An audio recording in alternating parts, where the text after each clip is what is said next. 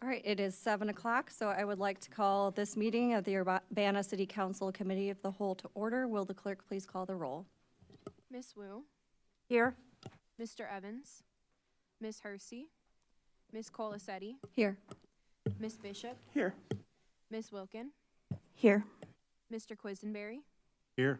Mayor Marlin. Here. The first item is the approval of the minutes of the previous meeting from 9/18/2023. Is there a motion? So moved. Second. Moved by Mary Alice and seconded by Chandra. Are there any substantive corrections or changes to the minutes? All right. Seeing none, all those in favor, please say aye. Aye. Aye. Any opposed? The minutes are approved.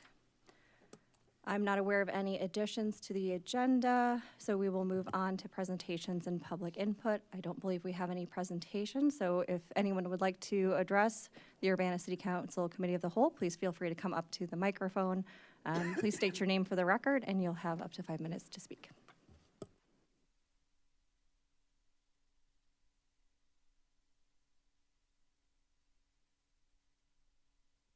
Hello, good evening. My name is Rosie Dawood of the Law Offices of Matuka Al-Hadin MKIS.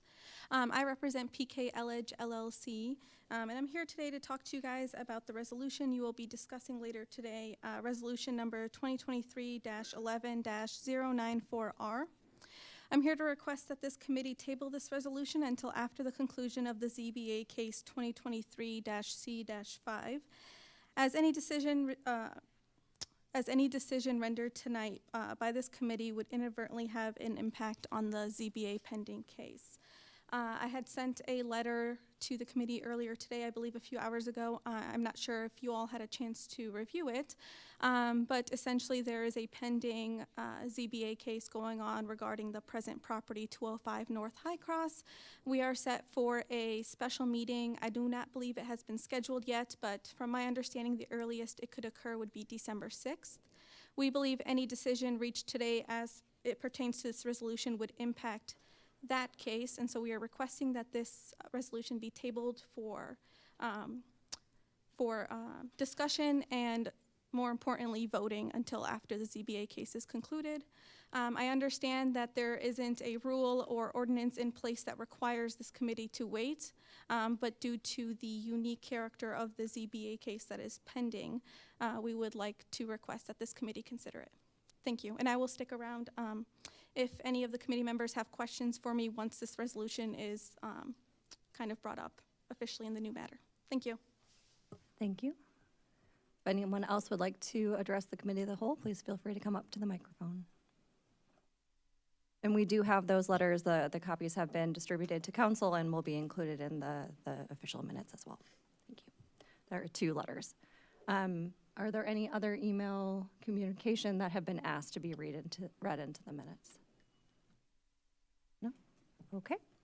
We'll move on to staff reports then. None? Oh, yes. I can't remember what the rule is in terms of public input via email. Are we only reading them if they say specifically to read? That was my understanding, That's fine. unless we are requested to read it out Okay, loud. no It'll problem. be Thank you. included. But so long as they indicate public input in the meeting date, they are automatically included in the meeting minutes, so they will be incorporated into the meeting record in the event that they don't ask for it to be read, too. Thank you. All right, there's no staff report, so we will move on to new business. First item is resolution number 2023-11-92R, a resolution authorizing an intergovernmental agreement for participation in the Mutual Aid Box Alarm System, MABAS Master Agreement 2022. Someone from fire here? Or that's Karen? I'll take it. Thank you. So MABAS is the mutual aid box alarm system, and it has grown significantly since we first became participants.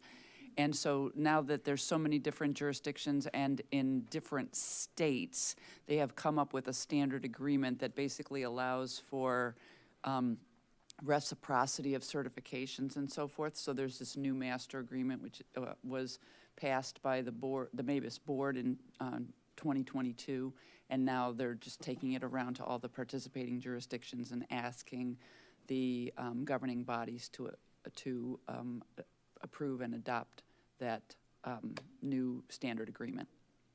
So we've been participating in MABUS for decades. Any questions for Carol? Mary Alice? So I have heard of the mutual aid and the fact that we help and they help us if there's a need. Do we know how often in the past 10 or 20 years that we've requested assistance? I don't know that, but I'd be happy to find out. I'd just be interested to know. Mhm. And then the other part was if we loan equipment or personnel, I noticed there's some discussion about charges and how that would be paid for. Is that if there's an emergency disaster, for example, does FEMA come in and pay for some of the extra staff or that's being asked for in MOBUS, or is it just assumed that we all? I think it varies by the nature of the event, but it's not a given that FEMA would come in by any means. No, I'm just trying to think of the pay, right? So if we Right. send staff there, I'm just trying to figure out if there is like a pot in the federal government that helps alleviate some of that. I see. I don't know. I could find out that as well. Right, thank you. Any other questions? Is there a motion? Oh, go ahead, Chandra. I'll move approval of resolution number 2023-11-92R, a resolution authorizing an intergovernmental agreement for participation in the mutual aid box alarm system, MABUS Master Agreement 2022, on to City Council for approval. I'll see on the regular agenda since we have some outstanding questions. Second. Moved by Chandra, seconded by Mary Alice. Is there any further discussion? And this is a resolution, so all those in favor, please say aye. Aye. Any opposed, same sign. That motion passes. Next, we have ordinance number 2023-11-042R, an ordinance approving a license agreement east half of Urbana parking lot number 123 West Water, and Community Development will be speaking on this.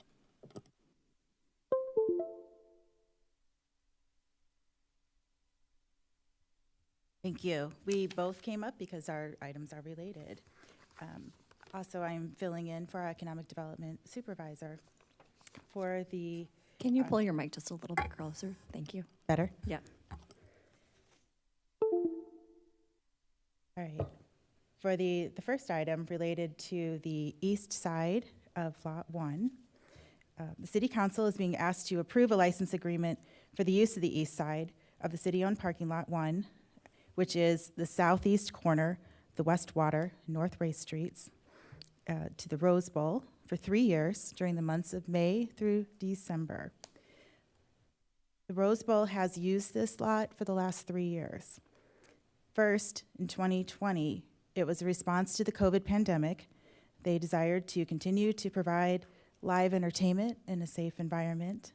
The Rose Bowl provided their own tent, chairs, labor, and continued with performances May through October. The city did not charge at that time. In 2021, 2022, the city issued a request for proposals to determine if there was any other interest from anyone else in activating the lot, and also if they would be willing to pay a fee. The only response was the Rose Bowl, and they offered to pay $500 per month during those same months of use. So consequently, they were awarded the bid, and during each of the 3 years, the Rose Bowl has offered extensive variety of live entertainment almost daily, and it has been favorably responded to. There's also, it's noted in the memo, there was even a survey about, we had 300 favorable responses also supporting that. While there is an impact to the parking meters that are in the lot, we don't expect that there is much of a loss in general of revenue as a result because A, people can park elsewhere, and B, you have to look at the number of people that are attracted to the downtown as a result of this. So the action supports the economic recovery and support, which is strategic area number 4 for the council, Also, the 2022 Downtown Public Realm Study, big idea number 2, which is music and event space, which discusses that Urbana is known for its music scene and various events, yet lacks flexible space for temporary outdoor venues. There are no previous council actions related to this because the term was for less than a year. The idea behind the request right now is economies of scale to go ahead and group this and go ahead and have the same approval, but for 3 years. Public Works will be asked to provide and install directional signage for the area. And the Rose Bowl has demonstrated that the community supports and appreciates outdoor entertainment in the proposed location. I've got to read it verbatim because it's so good. But continued similar use will encourage residents and visitors to enjoy downtown Urbana and also and to provide almost daily activities for guests that are staying at the new Hotel Royer. So again, the City Council is being asked to approve this 3-year license agreement for the east side of the public lot number 1 during the months of May through October. And as the very next item, we have a small piece of right-of-way that will have a very similar request. Are there any questions about the ordinance? Yeah, James. Yeah, thank you for this. I think we've demonstrated over the last several years that this is of interest to the community. One thing I do recall is that we each time have had to make some temporary, maybe traffic changes. Is there going to be a mechanism where we won't have to do, if we do something like this for 3 years, can we have a temporary, non-permanent change that correlates with the timescale that we're talking about? Yeah, I think that makes a lot of sense, James. Yeah, to make something that's in place and won't have to come back for council action through this 3-year period. Yeah. Well, my light's on. My voice wasn't working. I'm sorry. Sorry about that. Yes, I hear what you're saying, and I think that to make sure we just have the traffic control in place that doesn't have to come back to council, periodically through that 3-year period makes a lot of sense. Any other questions? See a question from a council member, and then I believe, is that what you were pointing to? No. Okay, so Chandra, and then if you want to come up to the microphone after that. So the other months, it just goes back into the parking lot. I can't quite remember. It just goes back into the regular parking lot during the winter months when the tent isn't up. Correct. Correct, okay. Yes. That's all. And we have a representative from the Rose Bowl, so if you want to come up to the microphone, state your name and make your comment, that is fine. Hi, my name's Charlie. I'm one of the owners operators at the Rose Bowl. So one thing I wanted to just clarify was you may recall that the current agreement that's in session, so to speak, is for one more year. So the request is for 3 additional years. So 2024 is on contract right now, and we're requesting a 3-year extension. Just to be totally clear. Thank you for that clarification. Mm-hmm.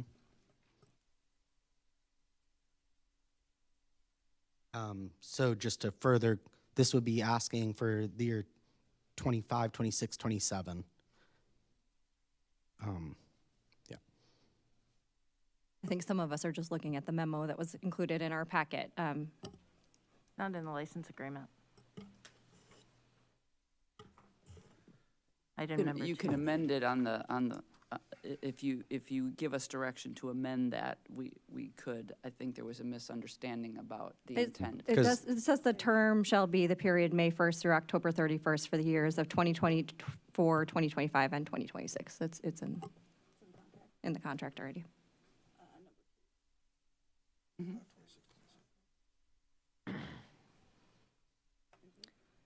I believe, I don't know where the misunderstanding has come from, but Right. if you are supportive of it, we can make the changes and bring back an amended version next week. Mary Alice. I guess the question is, you had started with year 2025. So do you currently have for next year Yes, You're so under- the RFP that we, I get confused about the terminology. There was a request for a proposal we filled out, and we asked for 2 years, which we were granted, and we're in the middle of that right now. And then approximately August, I requested Stephanie to propose this, which was a 3-year extension. So you're looking at this particular 3-year to start on the calendar year of 2025. Yes, Okay, exactly. thank you. Do we know what the intent was? Obviously, it says 2024 through 2026 in the contract. That is the information that I have. The term is listed for 2024, 25, 26. Is there any discussion or proposal, recommendation from the council in terms of, yeah, Grace, go ahead. Oh, I was just going to recommend that we check that before next week, make sure we're all on the same page about what's already agreed upon, payments, all that kind of stuff, and correct the years there. And then if there weren't other questions, I'd be willing to put it motion for the regular agenda so we can clarify next week. Are there any questions? Go ahead and take the motion. Sure, then I would move ordinance number 2023-11-042R, an ordinance approving a license agreement, east half of Urbana parking lot number 123 West Water Street, onto the regular agenda. I'll second. Moved by Grace and seconded by Chandra. Is there any further discussion? Grace? I'll just say that I really appreciate this arrangement on the Rose Bowl and on the city, and I've heard a lot of positive things of people who like it, and yeah, live music every single day is absolutely amazing. So I think a lot of people really appreciate that. I think there was some issues in the beginning, maybe about parking lot uses, but I think that that has seemed to worked itself out at this time from the sounds of silence, I guess, on it. And again, I've just heard positive things of people really appreciating that as a great outdoor music venue. So thank you to all the parties involved, and I'm happy to support this. Any further discussion? Go ahead. Quick. I just, given we've all never chatted about it, if people have any questions for me, I've pretty much been there more or less every day since this has all happened. So I know there was a question about the flow of traffic, and I've witnessed that and all the fun moments associated. So just wanted to welcome anyone to ask any questions that you have regarding. Thank you for that. Yeah. So I think just to clarify, we're going to move this on to City Council with a recommendation for approval, but on the regular agenda so that there's an opportunity for staff to review the specific years that this will apply to, just to make sure that everyone is clear and on the same page. So with no further discussion, will the clerk please call the roll? Ms. Wu, Yes. Ms. Colasetti, Yes. Ms. Bishop, Yes. Ms. Wilkin, Yes. Mr. Quisenberry. Yes. That motion passes. All right, next we have resolution number 2023-11-093R, a resolution approving a right-of-way license agreement with SMC-RE LLC, the Rose Bowl Tavern, 106 North Race Street. All right, so now for the other aspect related to the Rose Bowl here is related to basically a strip of land just north of their building. It's in Goose Alley. So we're talking about a use of part of our right-of-way. We're going to approach this with a little bit different, kind of a separate thing from the parking lot license agreement that Kim just talked about. So this specific license agreement is a right-of-way license agreement. I'll get into what the content is. The action requested is to authorize the mayor to execute this license agreement. So SMC-RE LLC is the official LLC for the Rose Bowl Tavern. The owner of the Rose Bowl Tavern, thank you.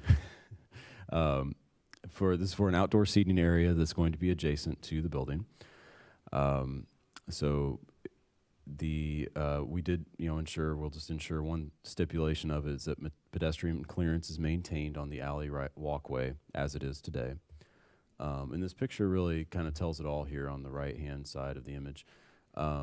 There's basically a planting area, a raised planting area on the back side of the building, the north side of the building. And what's being proposed is to do work within this area to convert this to an area for seating and for use rather than landscaping. And so, long as providing the pedestrian pathway, there's really no objection that Public Works has to this use. And in the map on the left-hand side, you can see it's a 4-foot wide strip that just goes along the length of the building there, as described. And so this would be, it's with a lot of our right-of-way license agreements, is for a 20-year term that we have, and they pay an annual fee associated with it by the 88 cents per square foot kind of rental fee that we have established in our schedule of fees. So our recommendation is for council to authorize the mayor to execute this license agreement. And if the ordinance is passed, mayor will do such. We'll record the agreement, and then SMCRE LLC will construct the seating area after getting a permit, kind of a construction permit through the city and getting that approved. So, do you have any questions? Any questions for John? Mary Alice? Would you mind going back to the picture?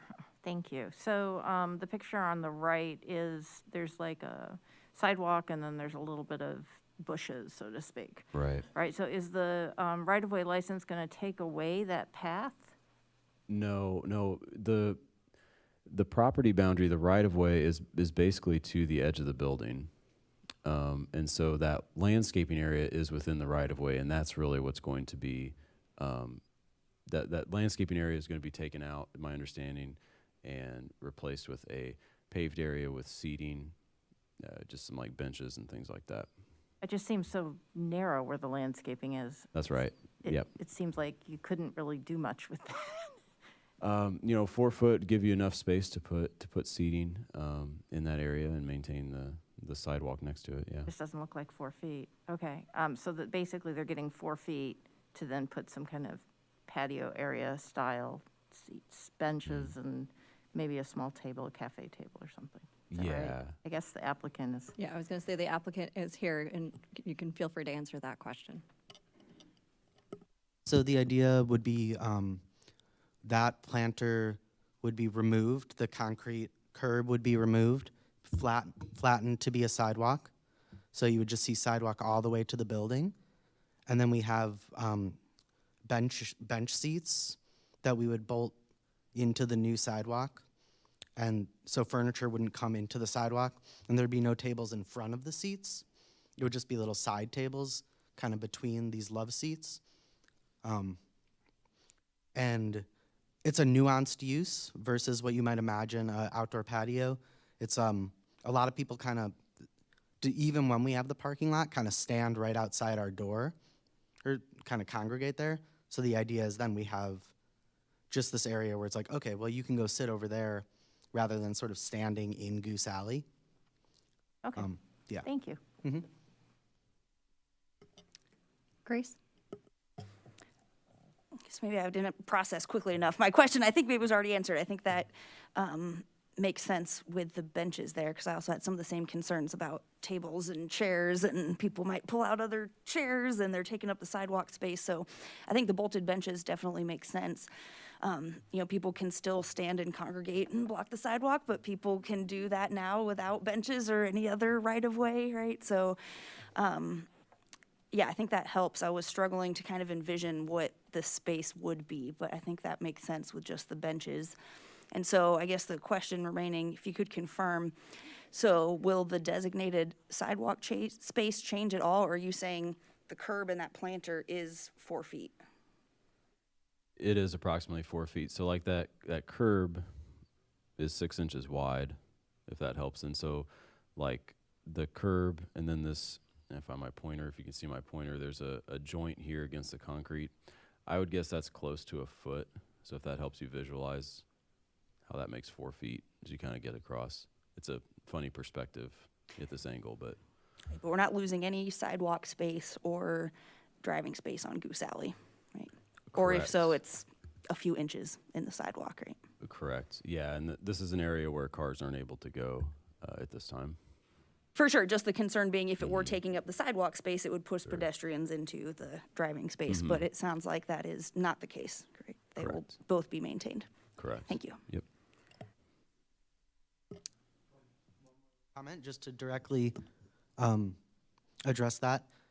The idea of if there's if you all can picture, there's a tree and a bike rack and a little curbed area that is so if you're looking at that photo, to the right is south.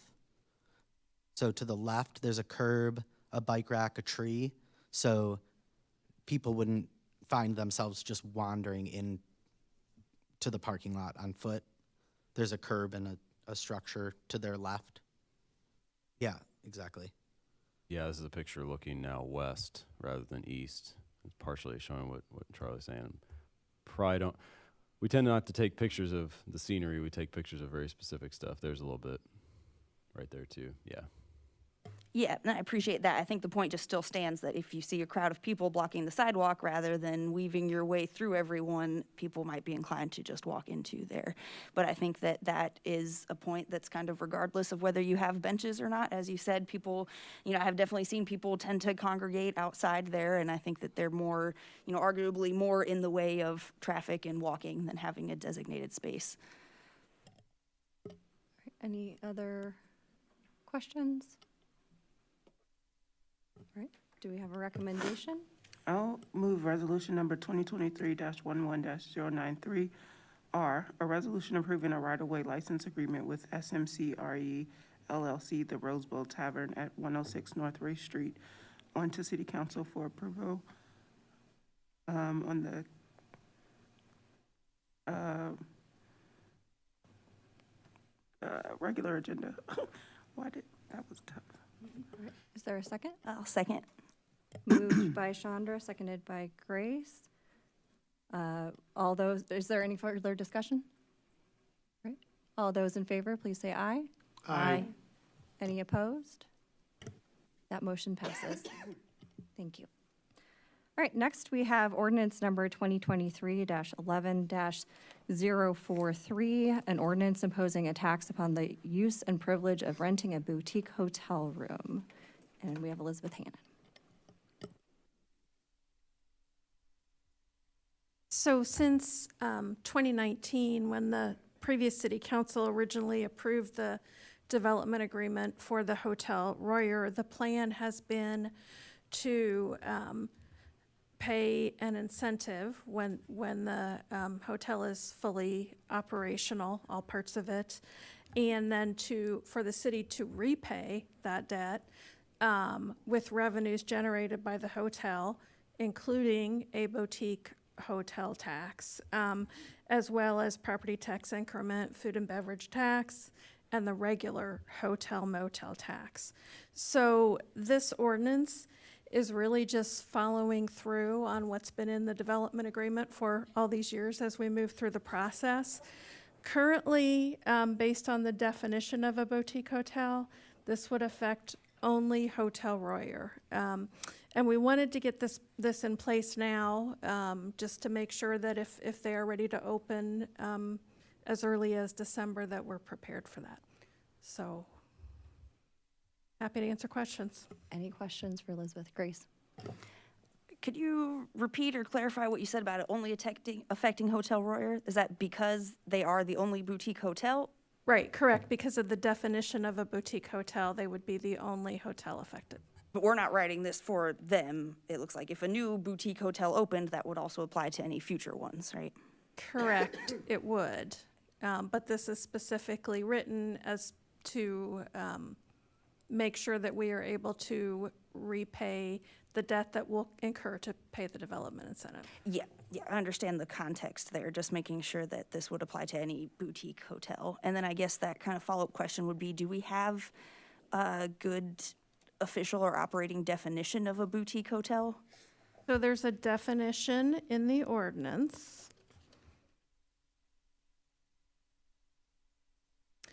So I can read that to you if you like. It's in the proposed section 22-170. It's defined as a small, stylish hotel, typically situated in a fashionable urban location. Boutique hotels often have fewer rooms with a variety of unique room layouts or distinctive concepts. Boutique hotels have a distinct character, such as historic or themed, which is emphasized with intentional design throughout the property. Service in a boutique hotel is personalized and may include innovative amenities. Thank you so much. And then one last follow-up question is, who decides what qualifies as a boutique hotel? So I think if we were to have another hotel that we thought would qualify, we would have to take a look at the hotel alongside the definition and make that determination. Do we have an idea, like, would it be under city administration or like zoning, planning, the assessor? I guess I'm just curious, how, if hypothetically I was going to open a, cute hotel and I say, no, it's not a boutique hotel, I don't want to pay that tax, like, who's going to? Right. I mean, hopefully we'd have that conversation before somebody opened a new hotel, but this will be written into the city code, so I think that would be a legal interpretation. Thank you. Mary Alice? So I guess, thank you for reading that out loud. The first part of that definition doesn't sound like it applies, but certainly the second part of it does, meaning the sentences, right? It's not small. It's not a small hotel. It doesn't have fewer rooms, but it does have a variety of unique room layouts, and it is a distinct character as in historic and themed. So it meets some of them, but it doesn't meet other parts of it. So I guess, I don't know if we should put some qualifying language in it. It could contain yada, yada, yada, right? Because nothing's going to meet all of it. Certainly we could edit the language, but I think when the definition was developed, the belief was that it does qualify. I guess small is a relative term, right? Small is definitely relative. Grace? Yeah, because I would just jump in there and say that there are smaller Motel 6s with fewer rooms than the Hotel Royer. So, I mean, I agree with that not maybe quite fitting there, because it's, 100 or 200 rooms? I feel like there are arguably more rooms there than some of our smaller motels. If you would like me to strike the word small, I could send back a revised version for next week. I think there's some interest in that. Any other questions? Sandra? So does the tax, is the tax imposed on those who are like rented out the banquet rooms, or is it just the sleeping rooms? This is a tax on room nights, Okay, so it would not affect the banquet. They would pay the food and beverage tax. okay, thank you. Any other questions? Is there a motion? I will make a motion. I'll move ordinance number 2023-11-043, an ordinance opposing a tax upon the use and privilege of renting a boutique hotel room to city council on the consent agenda with the change to the definition of boutique hotels. Is there a second? Second. Moved by Mary Alice and seconded by James. Is there any further discussion? All right, go ahead, Chandra. I guess I have one more question versus discussion, sorry. Is 4% like the average? Like, where do we get 4% from? I'm not sure I follow. Can you ask that again? Where did you get the 4% tax from? Like, why 4% versus 3 or 6 or whatever? So it's part of a package of revenues, including the property tax increment, the food and beverage, and the regular hotel motel tax. And it's essentially the amount that makes the equation work so that we can pay off the development incentive debt within 10 years. Okay. Any further discussion? James?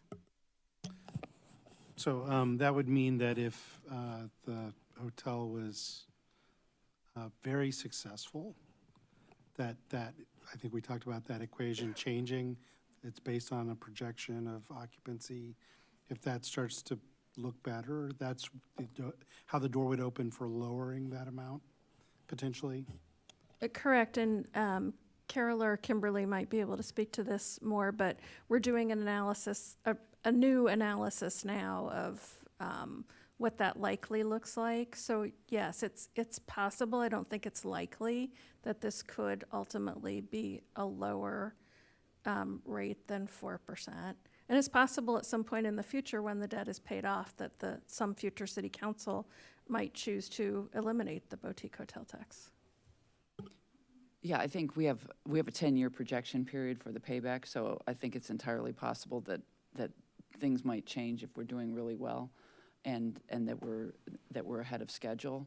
So I think we're just, it's a little bit organic at this point, and but we're open to examining the possibilities when the hotel is so extraordinarily successful that we need to make adjustments. We're looking forward to that problem, actually. Grace? Sorry, just one last technical thing to bring up. On section 22, 173C, when it talks about the late fees, if they don't pay the tax when due, that it's 1% per 30-day period. Just don't know I imagine that's 1% of what they owe, not of their gross rental revenue, right? Correct, 1% of what they owe, and that mirrors the late fees that apply to the regular hotel motel tax. We hope nobody ever pays a late fee, but we want to incentivize them to pay timely. I just don't know if it's worth it or that's just average, always legal implication to add percentage of what, it's just percent, of back taxes or what they owe, if that's helpful to clarify or not. I can take a look at that for the revised ordinance. Thank you. Great. We have a recommendation from Mary Alice and a second from James to move this forward with the proposed changes, but on the consent agenda. Is there any further discussion? Grace? Oh, was this consent? It was I would request that it be regular, but I can also just request that next week unless the movers were interested in. I'm fine with putting it on the regular agenda if James Yes, is. since we're talking about some potential changes. revisions. Yep. Yeah, think that that sounds makes good. sense. Okay, so we'll move this forward on the regular agenda. Any further discussion? All right. Will the clerk please call the roll? Ms. Wu, Yes. Ms. Colasetti, Yes. Ms. Bishop, Yes. Ms. Wilkin, Yes. Mr. Quisenberry. Yes, That motion passes. Thank you. All right, next we have ordinance number 2023-11-044, an ordinance revising the annual budget ordinance, budget amendment number 4, omnibus. Ally is presenting for us. All right, so this is a short list. I'll start with the general fund. So there's only one that we are changing. So staff is requesting an increase of $24,000 in the executive department's legal services budget. And this is to cover any additional or any anticipated costs related to the ongoing hospital property tax litigation. And then in the public works department, we are reallocating a total of $210,000 of available funds from multiple projects. And this is in the stormwater utility fund. And this is to be used towards the impervious area mapping project that is needed to be completed before the storm utility rate increase, which takes effect on January 1st of 2024. This will also aid in the expansion of the manholes and catch basins inspection and GIS updates project. And then, so the initial plan of the construction of the ARPA-funded sanitary sewer lateral lining program project was set to start in fiscal year 25. So $130,000 was already allocated in this fiscal year's budget to cover the cost for planning. So the remaining $1.166 million was allocated in fiscal year 2025 for the start of the construction. So this budget amendment would just move that construction fund to this fiscal year. So this would allow the staff to hire just one contractor to do both planning and construction. That would start this fiscal year 2024. And I think that's it. I'd be happy to answer any questions. Are there any questions? Mary Alice? So it sounds like we're moving up the timeline on the sanitary sewer because we want to bundle the cost between the planning and the people who will be providing the service. I believe John could answer that Looks question. like John's going to answer that. Yeah, hi. It's more like, I think I'd characterize it as basically staff did kind of the planning efforts to create bid documents. And so we have, actually bid documents are out. We're going to open bids tomorrow for construction. So, if council would be supportive of this, would be ready with bids to proceed with the construction part, which would be the inspecting the private laterals and determining improvements needed, and then doing lining where it's appropriate. Rare that we see a timeline move up on an infrastructure project, so this is exciting that it is moving up. Yeah. So, my other question had to do with the $210,000. We had a big conversation about the raising the amount of money that we charge and trying to figure out the impervious area. And at that time, there was conversation about how quickly it could be done. Is that this cost here, the 210? That is not the whole 210. It's a small part of the 210 is the doing the essentially the audit of the impervious area with mapping. Most of that is for expanding the budget for the manhole GIS data collection and inspection project. Okay. Thank you. Chandra? So we're moving the 210, we're reallocating from these 3 areas here. And I know we talked a lot about the storm sewer cleaning and televising and how we were so far behind in that, and we were really needing to do that. When would those funds, I guess, be reallocated back to these projects?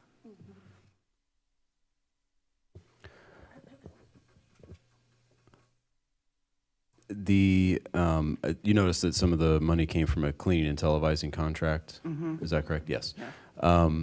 And part of what I could characterize that as, we did get lower bids than we were budgeting for this past year, but we've kind of broken up the city into, I want to say 12 blocks of areas. And so rather than kind of bleeding over into the next block, like we're in area 4, rather than taking some of area 5 as well, we decided to hold on, and we expect we'll have a larger program next year, if that makes sense. So, with a lot of these maintenance programs we have, they're not really, it's not an equal spend each year, if that makes sense. Some years, we know we're going to have 500,000 of inspection. Next year we'll have 400,000, just because it doesn't get smooth with the budget each year. Yeah, I understand. Thank you. Thanks. Grace? I had some, similar questions about the projects that we're taking from to do this. And so I just clarify, make sure I'm understanding all this. So this is, that required, you said part of it, that required kind of aerial mapping so that we can increase the stormwater utility fee based on impervious surface area. And part of it for some other GIS mapping there. And we're taking from these 3 other projects, being storm sewer lining, Boneyard Creek crossing improvement, and storm sewer cleaning and televising. And so is the thought process here, we need to do this upfront cost to do it ahead of time, which I really do appreciate Public Works being open to committing to having that figured out before this tax is implemented. So is the thought process, we have to do this upfront cost now, and we will have increased revenue later because of it, and then when will we get to these other things that we're taking from? Well, I think I'll say again, what went to the aerial mapping, I want to say it's less than $30,000. It's a small part of what we're talking about here. The large part of it is going to the manhole inspection and data acquisition. And so that was the project where we've got like 10,000 structures in the city, manholes in the city that a company is currently out inspecting. And based on the bids we got in when this project was out for bid, we could only afford to do about 80% of the network with our budget. And so that's what we started doing. And when we found that there were other projects where we had available budget in this fiscal year, we wanted to take advantage of this company is out there. They are blasting through these things very efficiently. Let's expand that to 100% of the system so that we can take advantage of that efficiency. And that's the bulk of what this money is being used for. I think I'm just still wondering if there's anything you can do to reassure the council or the public that like the Boneyard Creek crossing improvement will still happen at this time, or you're saying that this is all available excess that we weren't going to spend anyway this fiscal year? Well, so for the Boneyard Creek, the bank stabilization project, I didn't speak to that because the challenge we had with that the first time we went to bid was that we had very high bids because of the difficulty accessing the site, and this was for stabilizing the creek between Broadway, west from Broadway to Race Street, with some efforts we made to acquire easements, make access more easy. We actually got really good bids. The cost came in lower than we were fearing, so that's really what that came from. That extra money was in case the costs were going to be higher like they had been in the first bid. So it's kind of a successful, rebidding process, and we were fortunate that the cost came in as they did. Okay, thank you for clarifying. So you're saying this really is surplus, not sacrificing these projects, right? Correct. We're sticking with the other programs are what we intended to do in this fiscal year, and we had surplus to work with. Okay, thank you.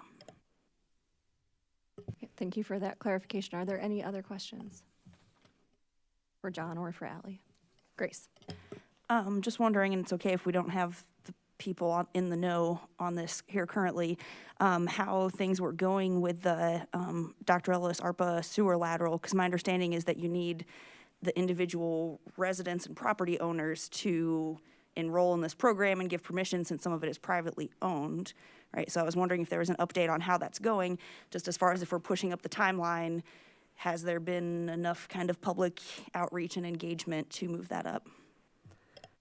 Sure, yeah, definitely. And we are, a group of us going to meet with Sharice and members from the neighborhood to kind of make sure we nail down our public involvement plan. The short of it is we're going to get a contractor on board with us who's going to do the inspection work and the lining work. And so that contractor is going to be a partner with us through the public engagement process. It's actually like pay items on the bid that they're going to come with us to the public engagement meetings as a resource for residents to be able to ask questions to. Yes, you're right. Like these are privately owned laterals, and so we have to get access agreements from the owners before we can do any work in it. And so it'll be a critical part of this process. We're planning to get the contractor on board and under contract and begin the public engagement in January. And we will not be able to begin the inspection work until we have access agreements to get that going. Thank you. Any other questions about this ordinance? Is there a recommendation? I'll move ordinance number, ordinance number 2023-11-044, an ordinance revising the annual budget ordinance, budget amendment number 4 omnibus, onto city council for approval on the regular agenda. Second. Moved by Chandra and seconded by Mary Alice. Is there any further discussion?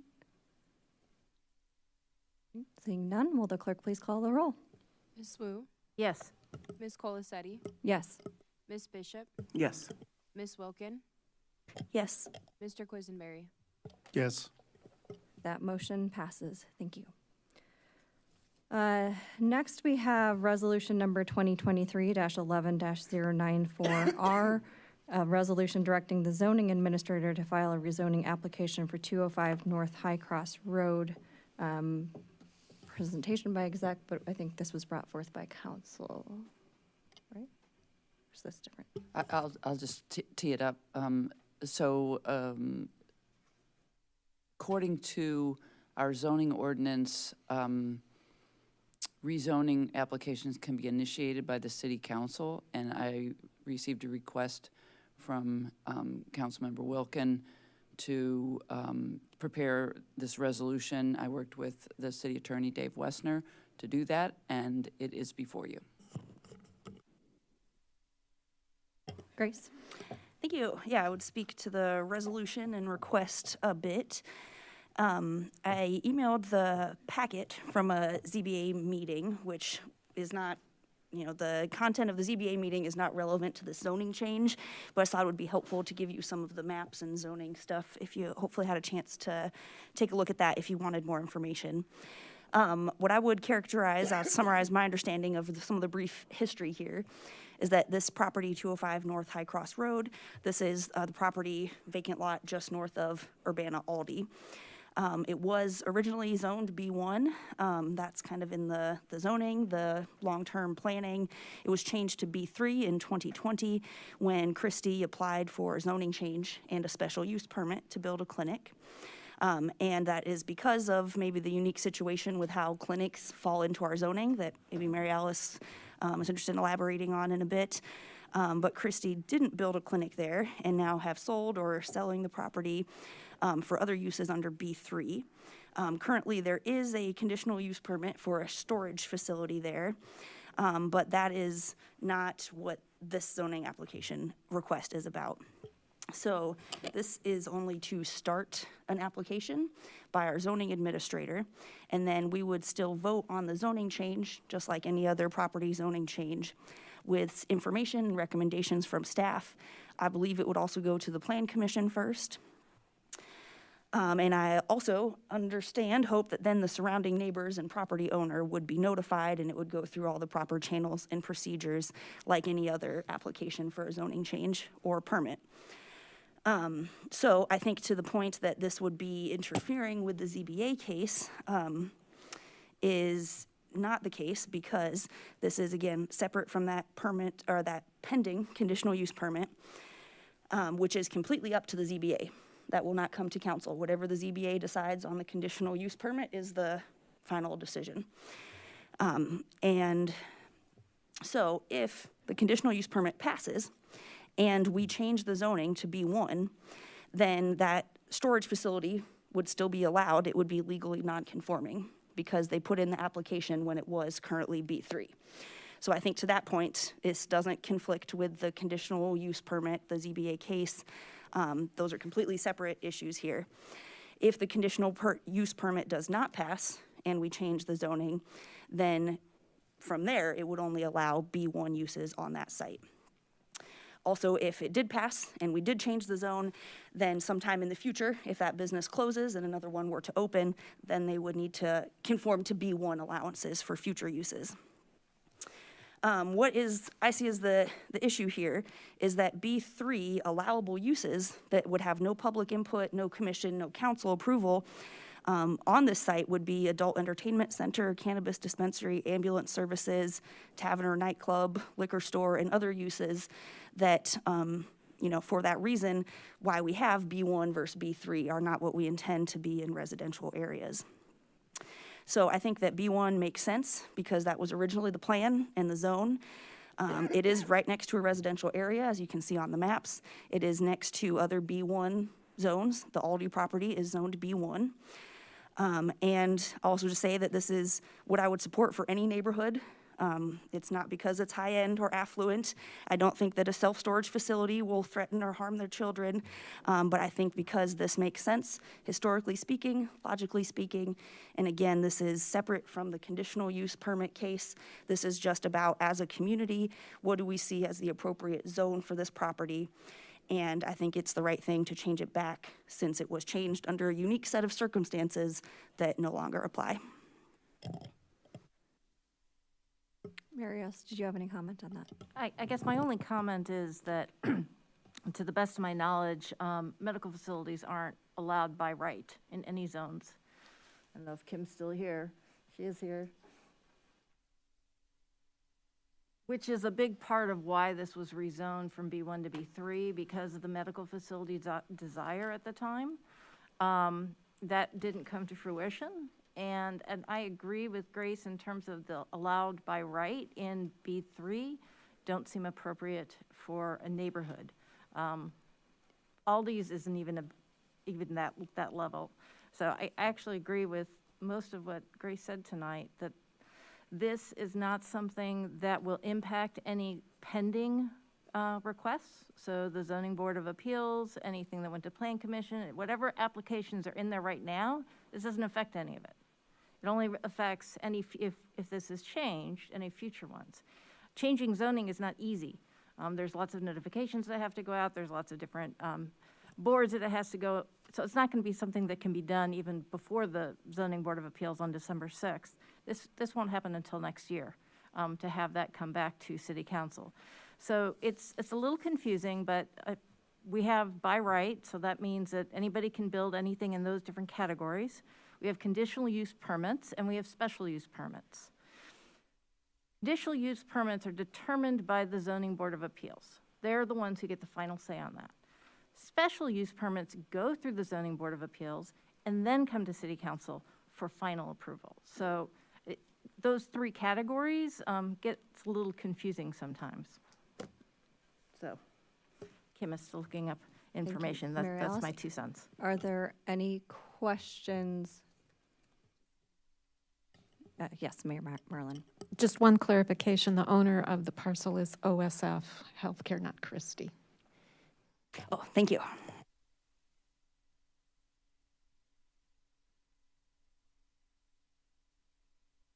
All right, are there any other questions related to the ordinance? Or sorry, the resolution, my apologies. Public comment happened earlier, sorry, the previous person was allowed to speak because it was related to a proposal related to their business. But you're welcome to continue to submit comments. All right, is there a motion?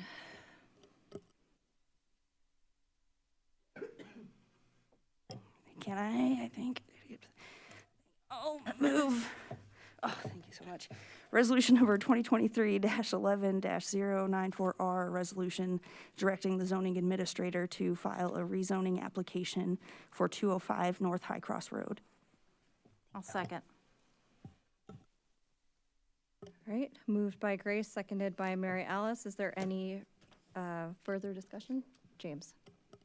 Yeah, I'm going to support this. I think it raises a concern. I think this original zoning may have happened just before I joined council when this change occurred. But you know, sometimes we get frustrated when people ask a lot of questions, and this is a good example of why it's important to ask questions. What was done here was done with a certain intent, and then the intent was not followed through for whatever reason, economic circumstances, what have you. But it created this unintended consequence that that we're working through at this point. So this location clearly should have been stayed B1.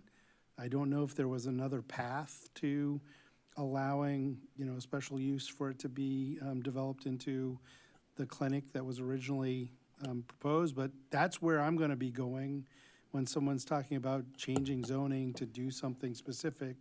I'm going to be asking the question of, how do we know? And what happens if you don't follow through on that? And are we moving when that doesn't come through to move it back to where it was because the intent of why we changed it was not followed through? Thanks. Grace? I also wanted to add a comment. I forgot to mention some of the support from the residents and the public and some of my constituents in Ward 6. I think maybe y'all were on a few emails about this site in particular. I've been in contact with quite a few people over email and meeting in person and meeting with people who are representing other groups of their neighbors and their HOAs. And so I'd say that, yeah, from my experience, there's definitely public support from what I've heard for this from my constituents. And if it gets to if this is approved and it goes through the formal processes and public input, I imagine that that would be evident. And this case in particular, I'll just mention it here, brings up, I think, a separate issue that I wanted to bring up in strategic goals. And this context makes it a little more understandable, I think, about having more opportunity for a formal protest from the public. Because the way it's set up currently, my understanding is when there's a public hearing by the ZBA, that's the first time that the public is given information on a subject, and that's also the last time that they can submit a formal protest and a petition. So I just don't understand how residents could be expected to be organized and have a formal protest the very first time that they've been informed of an issue. I've mentioned this with some staff kind of brainstorming. It sounds like it is possible to maybe have some other models from other examples of an informational hearing first so that people can gather information and then say have a formal public hearing, which is different from our hearings. That's where they decide the case. Because I think it's really important for residents to have some time to organize. I think this is one example of quite a few where residents have come out and organized, and they've even got petitions signed afterwards. But at that point, it's too late to be an official formal protest that has a meeting, like would trigger a supermajority approval. So I think that I just wanted to highlight it here with a little context of what I'm talking about having more opportunity for public involvement in these kinds of decisions.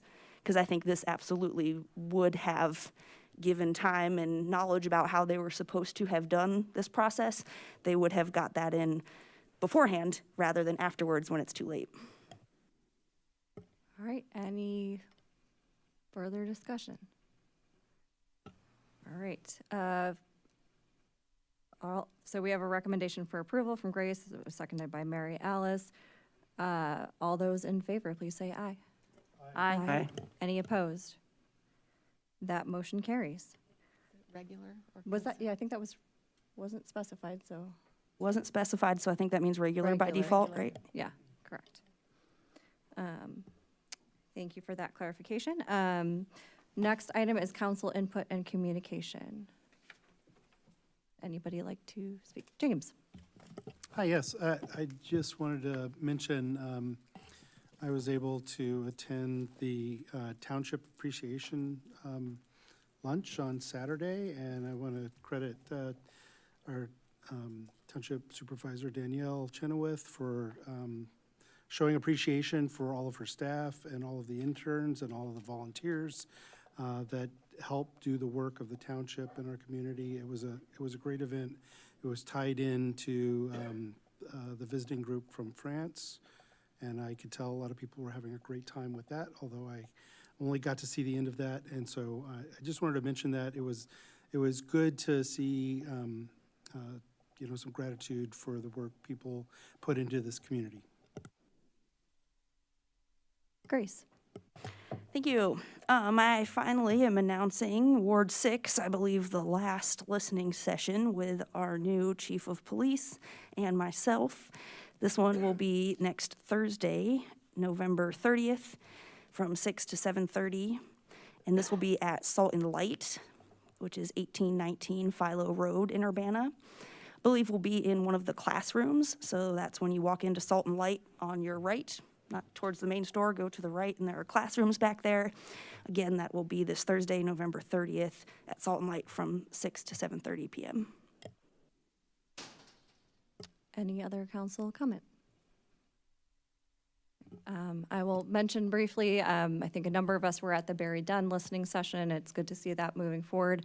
Heard some of the same things that I heard in the Wards 1 and 4 listening sessions with Chief Boone of community members really asking to make sure that we are prioritizing staffing other departments so that we're more rapidly responding to resident needs other than just related to law enforcement. There have been a lot of sessions for public engagement around law enforcement, and we're hearing a lot of requests for other services that do not fall under law enforcement. So I wanted to share that. If there's no further council input or communication, and there's no further business, this meeting is adjourned.